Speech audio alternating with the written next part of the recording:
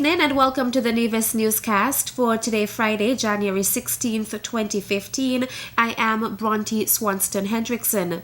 Travel writer Elena Del Val of Simon & Baker Travel Review is advising her friends wishing to experience the placid side of Nevis to visit sooner rather than later. Del Val was in Nevis in November on a press visit and in her feature on Nevis gives her overall impression of the island. She notes that unlike many Caribbean destinations, Nevis, a 36-square-mile corner of serenity, caters to savvy travelers who seem to appreciate the tranquil rural setting without a single traffic light or any congestion on its 22 miles of road.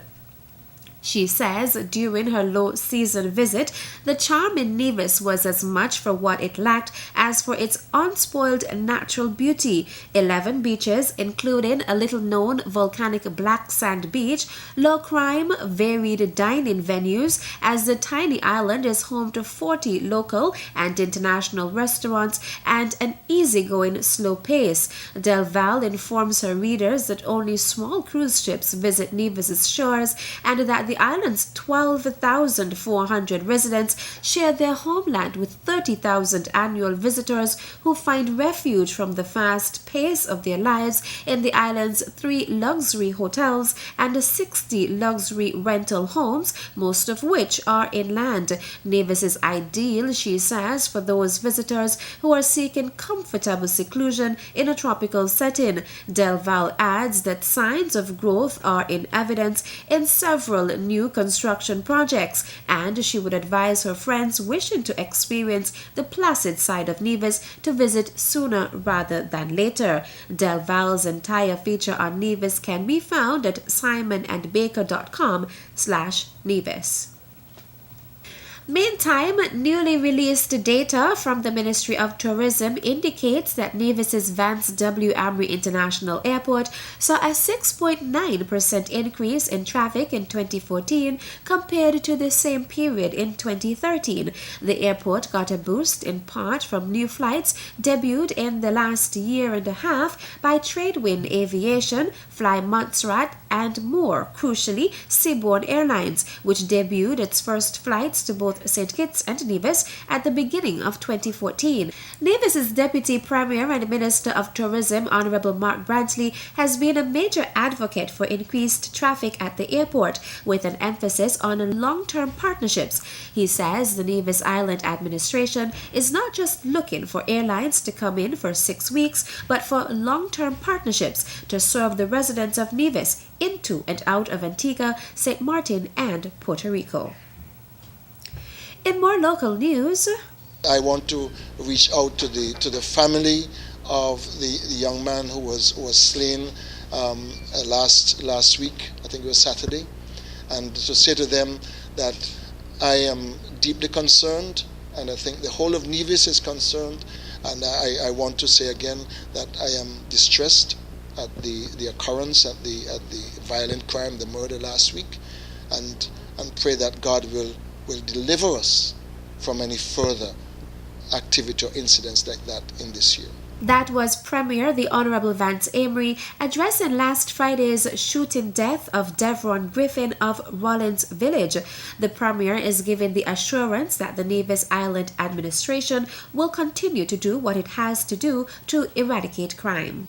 Young men, young women, older people, controllers of people who want to indulge in trading drugs and guns, turning the guns to the police. So let us not destroy our country. Let us not destroy ourselves. As minister responsible for security, Premier Amry says his government will continue to speak with the police about intensifying their patrols, among other measures. We are looking now at a strategy where we will be having some discussions in the communities to try to dissuade those who are involved in criminal activity from getting further involved. I think they can only do themselves harm. And I want to say to the parents of our young men, young women, our children, that they must sit them down and talk to them about the dangers of becoming involved in criminal activity. it may appear to be a sweet thing when they bring home the spoils of criminal activity. But in the long run, it is going to be detrimental. And a loss of life is something which we can ill afford. Loss of lives of our young people is something that we must stand up against and try to show them that this is in their hands. Each individual person can make the difference if they desist from criminal activity. Premier of Nevis, the Honorable Vance Amory, will have more local news after this break. We are the grade 3 students of the Joycelyn Library Primary School, and you are watching NTV.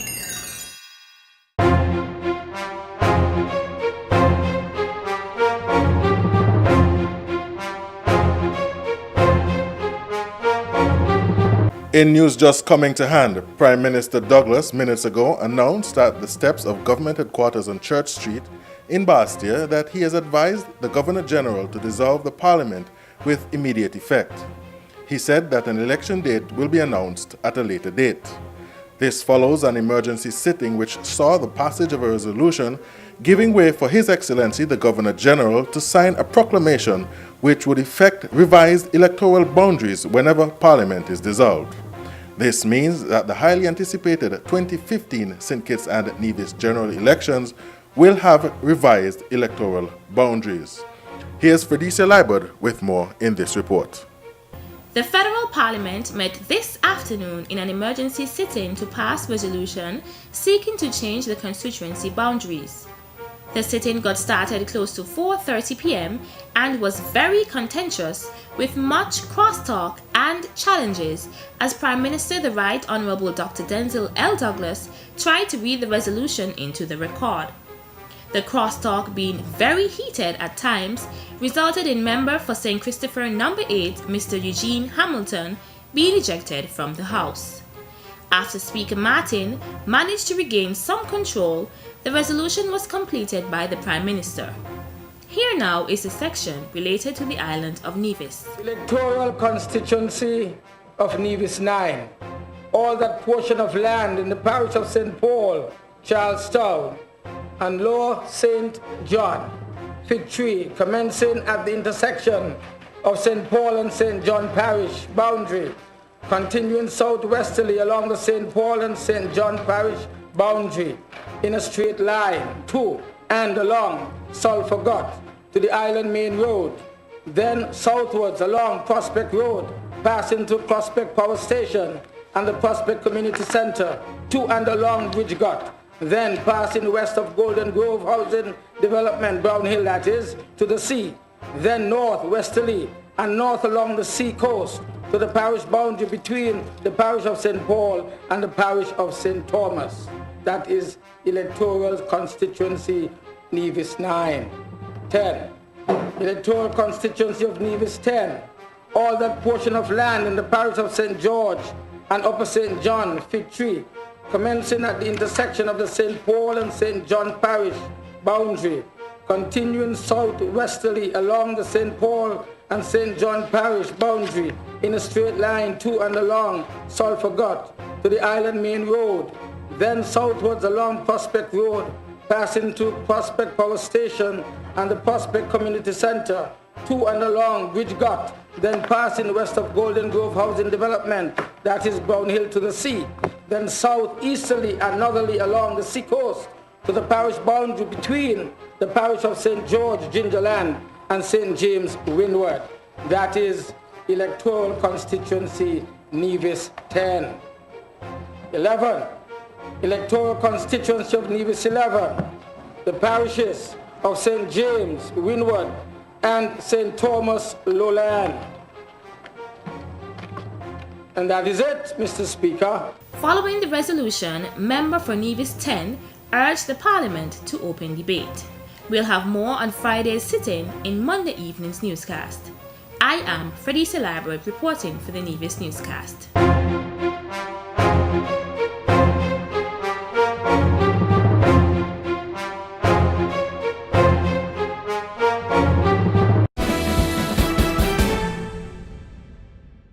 Welcome back.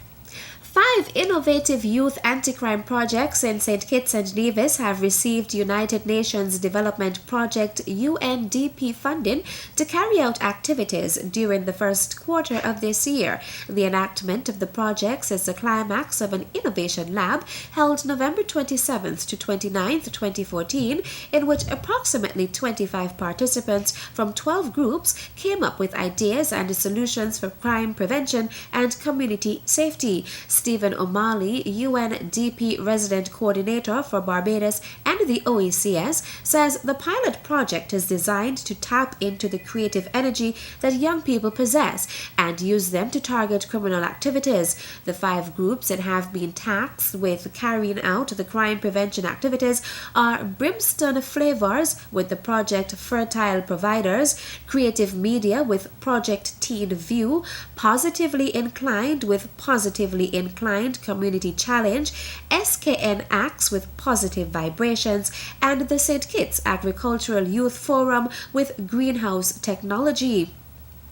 $3,600 will be presented to each group for implementation, and based on the success of the projects, they will be further piloted in 5 countries in the region among 25 communities. The 5 winning projects target strategies in areas such as agriculture, the arts, media, as well as rehabilitative, social, and skills training. Minister of Youth Empowerment, the Honorable Glenn Phillip, says he is proud of each project representative as well as the Youth Empowerment Department for developing initiatives that continue to positively change the lives of the Federation's youth. Coordinator Lauren Archibald says she is pleased with last evening's turnout at the prostate education session, which was organized by the Gender Affairs Division. The activity was the first of its kind to be hosted by the division. Last night was a very successful night. I must say quite a few men turned up to the session later on, because some said that 6 o'clock was a little too early and they were just coming in from work. Well, I must say thanks to the men that turned up, and they were very responsive during the session. And even Dr. Tweet said he was very much impressed with the questions being asked and the concerns that the men had. And he think that, we can do this, prior to when the session with him is to be done. And I must say, publicly, I would like to thank Nurse Jessica Scarborough, who, when I told her I would like it to be done, she said, no problem. Once again, thank you, Jessica Scarborough. Special thanks also to Dr. Dwayne Thwaites and his companion from the Urology Associate. Thank you. The session came ahead of tomorrow's prostate cancer screening clinic, which for the 7th year will be sponsored by the US-based Urology Associates. Dr. Dwayne Thwaites is leading the team of certified urologists who will conduct the screenings. One of the things that we understand and we know about prostate cancer, which is remarkable statistics, is that one man dies from prostate cancer every 18 minutes. So by the time we finish with this talk, maybe 2 or 3 of our colleagues would pass away with prostate cancer. And every 3 minutes, one man is diagnosed with prostate cancer. So with the results that we're seeing from the last screening, and if you check the numbers, it has progressively got bigger and bigger. And the number of late-stage prostate cancer that we used to detect when I first came back here in 2007, we hardly see that anymore. We hardly see people coming in who were just at the brink of dying from prostate cancer, because we have been so diligent. The response from the men and also from the women who bring their loved ones in just to be screened has made this number turn around. According to Dr. Thwaites, men who do develop prostate cancer are usually men who do not take advantage of screening opportunities. When you ask them a question and you tell them, look, we've been screening here for 7 years, how come you haven't showed up and you're showing up now? I have one young guy, he's about close to 50, 51, who said he had to work every Saturday. Like for the last 7 years, he's been working every Saturday. No, he has late-stage prostate cancer, something that I can't do anything for. I don't know if Dan or Brian can do anything for him, but it's so far gone that right now I don't even know what to do with this young gentleman. It's hard and it's difficult to see people come in who you know and who should have been screened, who you could have picked this up early, who come in late, and now you have nothing to treat them with. Dr. Thwaites also discussed the risk factors for prostate cancer. The 3 major risk factors for prostate cancer are things that you can't change. Just being born black is a risk factor for prostate cancer. Age is important. We see the high rise in prostate cancer between the age of 55 to 60, 65 up to 69. That's where we see the high peak in prostate cancer. And then genetics. Family members who have that risk factor, that also increases the risk. Doctors Dwayne Thwaites, Brian Cohen, Daniel Caruso, and Kamal Mars will conduct the Urology Associates' 7th Annual Prostate Cancer Screening Clinic at 7 a.m. tomorrow, Saturday, January 17th at the Occasions Conference Center. Acadian Youth is among 60 young people from across the Commonwealth being recognized as exceptional leaders in their community and will receive a Youth Leadership Award from Her Majesty Queen Elizabeth II. 24-year-old Javon Liburd is among 4 from the Caribbean. Liburd was raised single-handedly by his mother. Despite facing financial hardship, she instilled in him the value of education. This inspired Javon to set up J3H, a project which raises funds to give prizes to outstanding students, a release from the British High Commission says. The 60 young people are the first to receive the prestigious Queen's Young Leaders Award. The award, which will be presented in London by Her Majesty the Queen in June, is part of the Queen's Young Leaders program and celebrates the achievements of young people who are taking the lead to transform the lives of others and make a lasting difference in their communities. This year's award winners, aged 18 to 29, are working to support others, raise awareness, and inspire change on a variety of different issues, including education, climate change, gender equality, mental health, and disability equality. That's it for tonight's edition of the Nevis Newscast. Thank you for viewing. Good night.